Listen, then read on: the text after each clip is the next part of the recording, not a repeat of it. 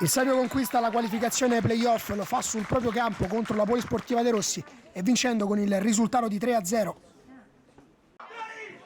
Probabilmente desideroso di archiviare la pratica sin da subito, il Savio attacca immediatamente con una conclusione che però si spegne sul fondo, una cavalcata di Dattilio che viene fermata proprio prima della conclusione e poi con una parata di Vandilli su un tentativo direttamente da calcio d'angolo.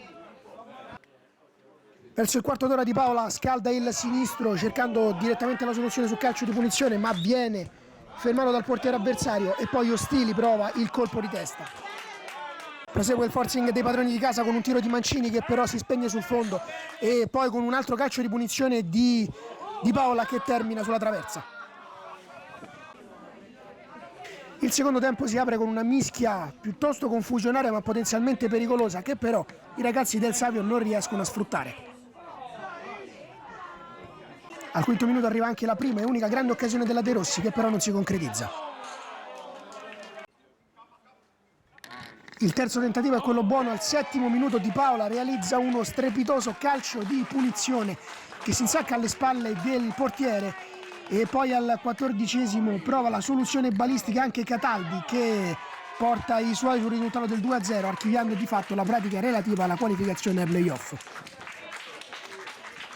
Sale poi in cattedra Ostili che a metà della seconda frazione di gioco prova dapprima una conclusione dal limite dell'area e poi riesce a servire Chiesa al limite che prova anch'esso la conclusione dalla lunga distanza. A margine poi del match, quando il risultato è ormai deciso, Di Paola realizza il gol che vale la sua doppietta personale e la rete del 3-0. Ancora il ragazzo con la numero 3 all'ultimo minuto prova una conclusione tramite calcio di punizione che però viene parata dal portiere, ma il risultato in generale non cambia più col Savio che riesce a conquistare la qualificazione playoff.